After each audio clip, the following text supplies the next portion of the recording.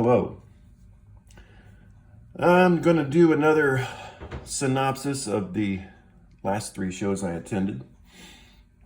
Probably much like the last one that I did. I'm hoping not to talk quite as long this time, so I'm going to get right into it.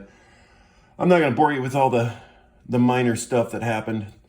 I'm just going to hit a few of the highlights from the two Troubadour shows and the Santa Ana show. The night before the first Troubadour show, we had a little meetup. There were 9 of us from the Warning Army hanging out at a taco place. Really good taco place that was just a couple blocks from the Troubadour on Santa Monica Boulevard. And Santa Monica Boulevard is interesting. I've never seen anything quite like it. Any of the guys that were hanging out there that night could attest to it. It was really something. They were mostly bars. It was quite the nightlife. I'll just say that.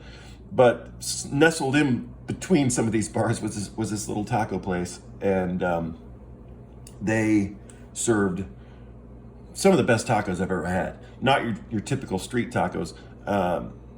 Manuel, who was there with us, he's from Mexico, and he was saying that these were the kind of tacos that your grandmother would make. A lot of stewed meats and gravies, and they were spicy. Some of them were spicy, but they were not the typical tacos that you find at your local taco stand. So we did that, and they closed early. This was Sunday night, and they closed early, so we went down to one of the bars and hung out. Had a great time with them. That was not the official meetup. That was just a bunch of us getting some tacos together. It was a great time. There were 3 countries represented, several states from the U.S., and but we all had one thing in common. Well, 2 things in common: the Warning and tacos. Great bunch of guys. Really enjoyed that. And the next day, Soundcheck went pretty much like all the other sound checks. They tend to do the same songs. They mix them up a little bit, but they tend to do the same songs during Soundcheck. That ones that really test the audio and instrument levels. So they have their favorites, and they played those. I can't remember exactly which songs they played at that one. But when they'd finished doing all that, Carlos handed Danny her acoustic guitar. And as soon as she hit the first chord, I knew what was coming. It was Crimson Queen. She played about half of it. So I knew that they were going to be playing it that night. I was already stoked. That's definitely top 5 favorite songs. Sometimes I call it my favorite. It's one of those things where with the Warning, the last song you heard is your favorite, but definitely top 5. I actually requested the handwritten lyrics for that song from Danny, so I was thrilled, and I couldn't wait to see how the crowd was going to react later when she played that song. I know a lot of people were newer fans that wouldn't know the song, but it was that particular crowd was more older fans, longtime fans. Originally, that one was going to be a Patreon only show, and they offered tickets 2 hours in advance to the public, and Patreon snapped them all up. But because of the postponement and everything else, some of the tickets got out to the general public. So there were some newer people in there as well.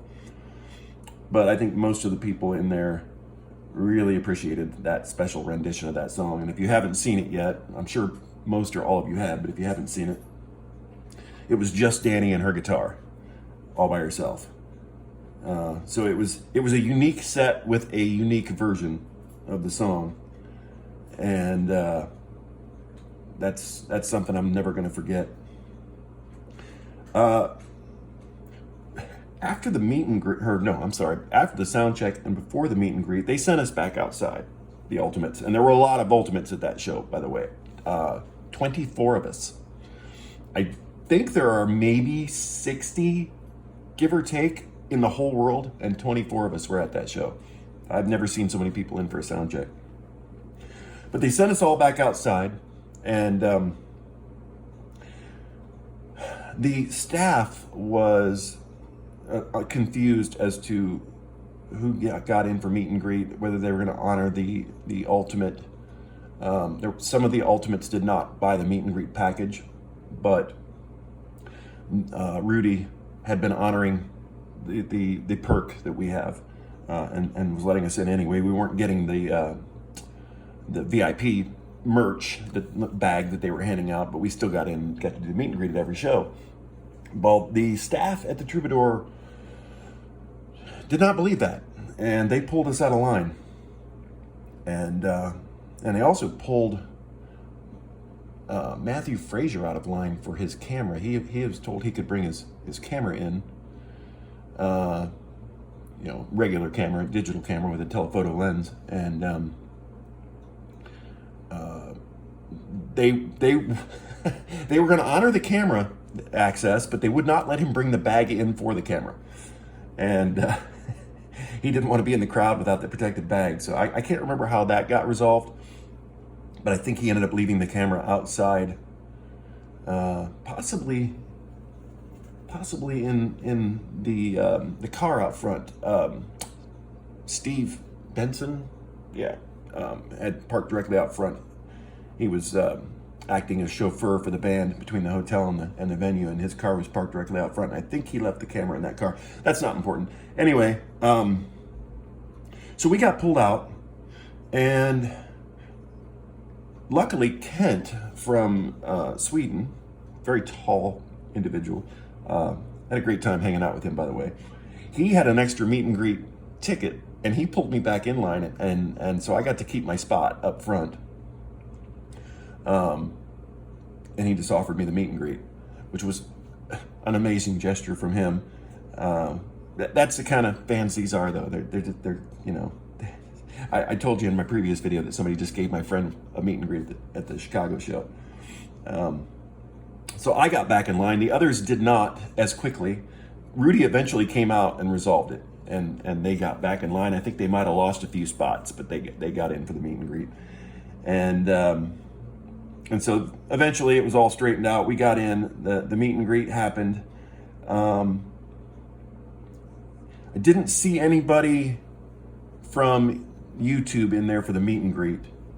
I did actually run into David Heretic and Mrs. Heretic, the lovely Mrs. Heretic, after the show. Got to take a photo with them. The show itself, Devorah opened again. I believe that was the first show they played on their second stint. I think the band played all the way through Texas. And then Devorah took over for the last 4 shows. And they were great. I enjoyed Devorah. I'm actually getting more and more into their music, especially the new songs. And a warning, they sounded great as always. They played the special set with Crimson Queen. The acoustics in that place were great.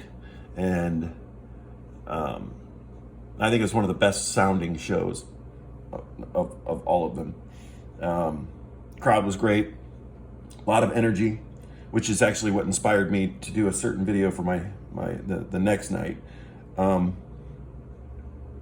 Because YouTube reactors tend to comment on how dead the crowd is. They see like the first 2 or 3 rows and they just comment about how dead the crowd is. They don't realize that everybody behind those people up front are bouncing and putting their hands in the air and banging their heads and everything else. So that inspired me. I saw the crowd and I thought, tomorrow night I'm going to do something different. So and I'll get to that. After the show, I got a chance to talk to Devorah for a while. I had recorded a couple of their songs, or one of their songs, in Chicago and uploaded it on my channel, and it had over 2,000 views, and I wanted to go over and tell them that. The guitarist, unfortunately, I didn't learn their names, and I feel bad about that. But the guitarist, when he heard me say that, he stood up, he said, "Really?" he says, "Can you send me a link to that?" And so I emailed him a link to the video, and then he asked me if I would record a couple of songs the next night and send them. He said they try to set a tripod up a few times and with vibrations from the stage and everything makes it poor video. And he asked me if I'd record a couple songs the next night and send them to him, record in 4K. So I did. But after the show on the first night, I talked to Devorah for a while, and I asked him a couple questions I thought the Warning fans might be interested in. One was, were they an independent band or on a label? And she told me that they're on a label. It's actually a label I've heard of. I think it's a smaller label from the UK called Play It Again, Sam. A lot of times it's just PIAS. But yeah, Play It Again, Sam Records from the UK is their label. And which makes me wonder if maybe they're just a little bit bigger in the UK than they are here. I don't know. But regardless, I think they can be big here. I think they're a good band. They just need a lucky break. Maybe touring with the Warning will give them a little bit bigger fan base here. The other question I asked was, how did they end up on tour with the Warning? How did this band from this UK label wind up touring with a band from Mexico on a US label? And turns out they have the same booking agent. So that's how that went. I'm not sure if that's how Hero the band got on tour with them. I feel like they worked that out through their label. They were label mates, or still are label mates. There's some question as to whether or not they're still on Lava, but regardless, they were at the time at Daytona, and they were hanging out down there, and I think that might have sparked the idea to tour together. They were pretty chummy backstage, I noticed. But yeah, Devorah, same booking agent as the Warning, so that's how that happened. And I have been rambling for 12 minutes and have 2 more shows, so we better speed this up. So before the second show, a bunch of us met up at the Hard Rock Cafe. That was actually, I believe, the official meetup. I want to say there were at least 30 of us, maybe 40 of us that showed up for that. And that was fun. The Hard Rock Cafe was cool. It was a little hard for us. We couldn't all sit together. We ended up having to split the crowd up. Anybody that wanted to eat, I think, ended up going downstairs. Or no, we ate upstairs. I'm not sure why a bunch of them went downstairs, but anyway, we ended up splitting up. But there were a lot of people there from a lot of different countries. 5 or 6 different countries, I think, were represented at that meetup, and I met a lot of people that I've been wanting to meet for the first time. So that was really cool. And then we all made our way over to the venue. There was no sound check. You can't see me. I'm doing air quotes right now. There was officially no sound check for the second show. Came to find out later that they had done a sound check, but it was a closed sound check. And in case you don't know why, I'll tell you in a minute. Outside the venue, let me back this up just a little bit. So the first night outside the venue, I was talking to the UK crew, as I've come to call them. I believe there were 6 of them, and they were all standing together outside waiting to get in. And I stopped to talk to them because I hadn't met. Well, I'd met one of them before. The others I had not met face to face for the first time. And so I was talking to them, and I think a couple of them had the hats, the hat that you see right now, that they had made up for the London show that they'd done the Kickstarter for a couple of years ago. And they were planning on distributing those hats at that show. And I said, well, I'm going to have to fly over there just to get one of those hats. Well, flash forward night 2, I'm walking to the venue and I see the UK crew standing there again. And one of them gave me one of those hats, which was a complete surprise. They brought a couple of extras with them. And remembered that I'd said that, and I can't for the life of me remember who handed it to me, and I apologize for that. If anybody knows and wants to tell me in the comments, I know it wasn't Matthew Frazier, and I know it wasn't Tim Speakman, but I can't remember who it was that actually handed me the hat. Anyway, big thanks to him and them for thinking about me. And then of course I took the hat in and got it signed. That is a memento that I'm going to treasure. I'll probably wear it to a show or two if and I'm going to say when I go to the UK show or shows next year. If I can get a ticket, I'm hoping they'll do more than one show over there. I plan on flying over. Rumor has it, pretty substantial rumor has it, that they are looking at March or April of next year to go to the UK. So I would wear it there, but otherwise I think I'm going to probably put it in some kind of a display case or shadow box and keep it in as decent condition as I can, because I will treasure that hat forever.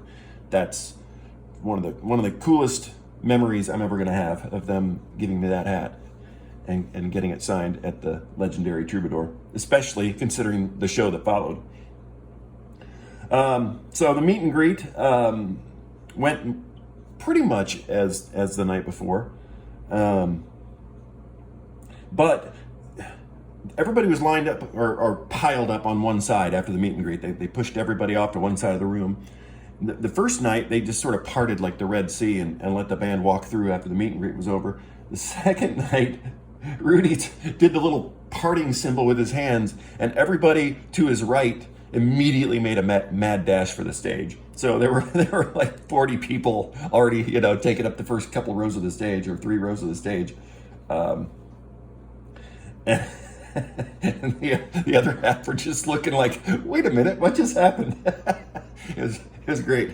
But anyway, the table and the 3 chairs were still sitting in the middle of the room. I grabbed an end of the table and helped Rudy move the table and grabbed a couple chairs. And then I asked him about going up into the balcony. I said, is that reserved up there? Can I go up there? Because I was thinking about recording from the back of the venue for the second show. And he said, yeah, go ahead, go on up there. And so I went up there. Paul Metzenheim was up there. He had a camera, nice camera. He was taking a lot of still photos of the show. I recorded 2 songs from up there and 1 from downstairs in the back of the crowd. The first song I recorded up there, I believe, was Animosity. Then I went downstairs, and there were 2 songs that I had not recorded yet. One was Survive, and one was Enter Sandman. And those 2 were set in stone on the set list and had been played back to back every show. So I didn't want to hold my camera up above my head from the back of the crowd for 2 consecutive songs. I was afraid my arms might start shaking and wreck the video sometime during the second song. So I did a mental coin flip and just decided to do Enter Sandman, and I would do Survive from the venue in Santa Ana. So I knew when it was coming. I knew the set list pretty well at that point. I knew when they were going to start playing it. So I had my camera ready, up in the air. And that's when they introduced Alessia Cara. And I don't know how I didn't drop my phone, because I immediately wanted to start clapping, and I held it together somehow, but I was overwhelmed when she came out on stage. I had no idea. And that's why they did the closed sound check and told us there was no sound check. They had rehearsed that song 3 times together that afternoon. It was the first time they'd ever been in the same room together, other than a brief meeting in Los Angeles on that trip when Danny and Pau went and Ali stayed home. She had just had the dental surgery recently and wasn't feeling up to traveling, or maybe wasn't medically allowed to travel yet. I know she had a lot of swelling in her face, but I know they met her up there. I believe that's when they arranged the deal to do the song, but they had never played together. They had never performed together. They did everything separately. And so this was their first time actually doing it. And so they did 3 run-throughs in their private sound check. But yeah, that was another unique set, another amazing night. I get goosebumps just thinking about it when she came out on stage. It was so cool. And then she came out when they were done and did the group photo with them. I'm sure you've all seen that. I think she went back up to the balcony. She was sitting up there for a while I was up there recording, and I never knew it. I had no idea that she was up there the first time. I think I spotted her down at the other end of the bench the second time, but it was really dark up there. Regardless, she got up and went back down there to do the photo at the end. And then, but the third song I recorded was Evolve, and I recorded that from up in the balcony, and I intentionally got the crowd, as much of the crowd downstairs as I could in the shot, because I wanted people to see how rowdy a crowd can be at the Warning shows. And so I figured that the finale would be, a great example of it, because they really do a lot of crowd interaction with that one. Great video. It's had a pretty good response on my YouTube channel, and hopefully somebody will, if you hear another reactor ever say that crowd is dead, point them towards my video so that they can see that behind the first few rows there's a lot of crowd movement. So that's one more thing. I met Donna's Faith, the girls from Donna's Faith YouTube channel, and one of the 2 guys from the Thamesmen.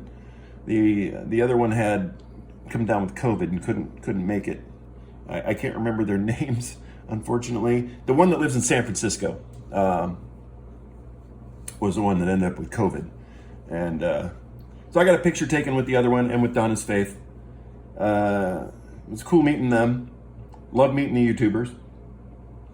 So third show, Santa Ana. Wow, we're already at 22 minutes. My friend Melissa came up from San Diego to go to that show. She was originally supposed to go to the Chicago show with me in January, but then they postponed it, and she moved to San Diego in February. So it was really cool that she got to come up and actually go to see them with me. And I loaned her the hat for the day. She didn't have any merch, any shirts or anything to wear from the band. She's a relatively new fan, and so I did let her wear the hat for that show. There were a number of interesting things to talk about in this show. The sound check did not go the way most of them went. It was the other than the half of Crimson Queen a couple nights earlier. It was the most unique sound check I've seen, because they actually ran into issues with the sound, and they were really scrambling to get it figured out. It started happening, I think, about halfway through the sound check. There was a bass feedback. It was coming from the bass drum and bass guitar were causing it. Or I think they were. For a while, they were just playing the bass and the drums, the bass drum, trying to figure out what was causing it. There was a lot of scrambling going on. At one point, Luis and Carlos ran towards the stage and jumped onto the stage and started. I think Carlos was rearranging the bass drum microphone. I'm not sure what all they were doing, but they were scrambling to get it figured out. They did, but it was cool to see a non-typical sound check, because usually they go pretty smoothly. They've already done a lot of the pre-sound check before the sound check that we get to see.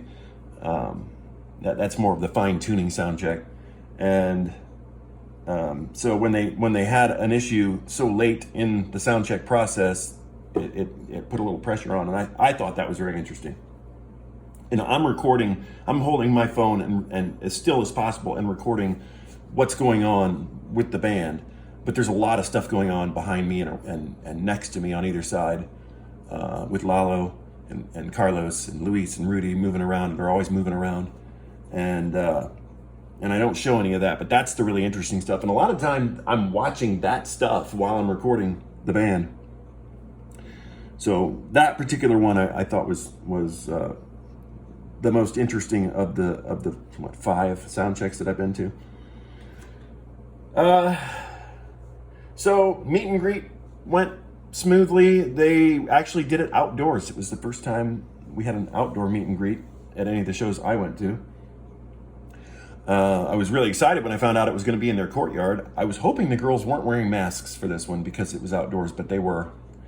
But otherwise, it was pretty typical. And what was not typical was what happened with the staff. Again, staff issues, staff and security. There were 2 shows at that venue. One was an old school punk band called The Exploited. They were in, I guess, the main room. There's 2 rooms in this venue. And we were in the smaller room. And from what I understand, we were supposed to go in first. And the Exploited crowd was supposed to go in after us. And somehow it got screwed up and they let the Exploited crowd in first. So, and that took forever because these these punk rockers that showed up were wearing a lot of hardware, chains and spikes and a lot of body piercings and just a lot of metal on their bodies. And they had walk-through metal detectors and wands outside the venue. And it took a really long time to get these people in. I think it took them an hour to get those people in. And then they let us in. And so I'd even said something to Rudy. At 7:30, they were still letting people in from the Exploited. And I said, hey, Rudy, I thought Devorah was supposed to take the stage at 8 o'clock. And he said, they are. And I said, the staff's telling me that they're not taking the stage till 9. They're not going to let us in until 8. And he immediately just rushed past me into the venue. Then he came back out, and then he was furiously texting. He was sitting on the steps of the tour bus and furiously texting and rubbing his forehead. And eventually, I think he realized that they lost that war. I'm assuming a lot of this. After he bolted past me, I can only assume that that's what went down. He was texting some people, probably some of the people from their team and some of the people from the venue, and so they ended up taking the stage an hour late. My friend Melissa missed her train because of that. She was supposed to take the last train to San Diego at 11 p.m., but the warning played until after 11. So she ended up spending the night with me at my hotel room and going home the next morning. But great show, really tiny venue. That was, I believe, the second smallest venue on the tour. And they said it held 250 people. And I'm sure there were 250 people in there, but my God, was it packed. We were like sardines in there. It was a really small room. But the benefit of that is there wasn't a bad seat in the house. I say seat, we were all standing, but everywhere was a great view of the stage. And there was no barrier between the stage. And it was a little bit taller stage than some of the other ones I'd been to. And I was directly front row, and it felt like Ali and Danny were standing on top of me at times. They were literally, I had the camera pointing up at their faces. It was impossible to get all 3 of them in frame. I had to come up with a way to record where I was only really focused on one of them at a time. I couldn't even get 2 of them in frame a lot of the time. So I just did individual, I would just, if Danny was singing, I'd be on her, if she wasn't, I'd be on Ale. If there was, if Pa was singing backup vocals, I would have it on her, or I did Survive, so she shared lead on that. And I just sort of went to, whenever I could feature each one of them the best, I had the camera on them. And I'm not sure those are my favorite videos that I've done, although there are moments that are really cool, like when they're standing right over me. But I think I would prefer a little more distance in my recordings after that. Not much else to talk about. Oh, there are two more things to talk about. I'm glad I wrote some notes down. Powell lost a contact lens during, or right after, I can't remember what song it was, but it was the end of one song. She started losing a contact lens. And she'd even made mention of it. I think it had slipped in her eye. It was still in there, but it had slipped down, under her, or I don't know how contacts work. I've never worn them, but they can slip out and still be in your eye. Carlos came out with eye drops at one point between that song and When I'm Alone. And she put some eye drops in, and then Danny started performing When I'm Alone, but Pau started giggling. She thought this was so funny that this had happened to her. And she got the giggles, and she laughed. That they played a special version of When I'm Alone, and it's already kind of an emotional song anyway. And with the acoustic intro and first verse that they did for this tour, it's an even more emotional, almost heartbreaking song. And she's back there behind the drums laughing. Of all the times to get the giggles, and she couldn't let it go till she kicked in on the drums. Once she started drumming, she was fine, but that whole acoustic intro and first verse, she was laughing, and that got me laughing. I'm sure some other people caught on and they were laughing as well. I hope Danny didn't see a bunch of us laughing out there and wonder why we were laughing at her emotional song.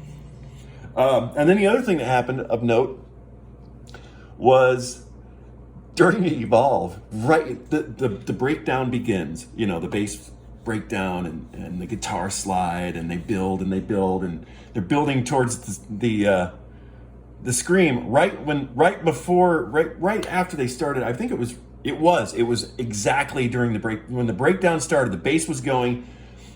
Danny, as soon as the bass started, the sound cut out. The venue's PA cut out completely. All you could hear was Powell's bass drum. She was kicking the bass, and that wasn't amplified. That was just her actual bass drum sound. The guitar and bass were completely gone.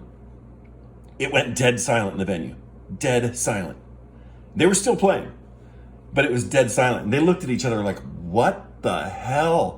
But they just kept playing. And then Danny started her guitar slide, and halfway through her guitar slide, the sound came back on and, punched us in the face. And they just played on as usual. It kind of killed the momentum of a great finale, but at the same time, interesting thing to happen. And the fact that they just soldiered on and kept playing every note and every beat until the PA kicked back on, that's just a testament to how professional they are. It wouldn't be the Warning show without some kind of technical difficulty. I always say that. They spinal tap moments, as I like to call them. But that was a new one, and I had to laugh about that as well. So I laughed a couple of times during that show for all the wrong reasons. But anyway, yeah, that's it. I don't really have any more to talk about as far as the shows go. I stayed out there for another day and hung out with family. I have an uncle and an aunt and a couple of cousins out there, and I got a chance to spend a couple days with them. But I'm not going to bore you with that. So that's my synopsis, and we've gone 34 minutes. So I am really sorry for taking that long. If any of you stuck around till the end, that's amazing. If Sasha is watching this, Sasha, I have not forgotten about you. I still have that video. I have to figure out how to edit it down and get it to you. But the video where they gave you the shout out, I know you got it from somebody else, but I still have it from my angle. I deleted all my other recordings off my phone after I uploaded them to YouTube, but I did not delete that video. So Sasha, if you're watching this, I will get that to you someday, I promise. And I would like to ask anybody to subscribe. If you haven't subscribed yet, please do, and like the video. That's my YouTuber moment. Every little bit helps. The more subscribers I have, the more likes I get, the more people are going to see this video. and maybe even a couple of them will watch it until the very end. So that's it. Thanks for listening. I'll probably give you a hopefully shorter update after the 2 Ontario shows that I go to later this week.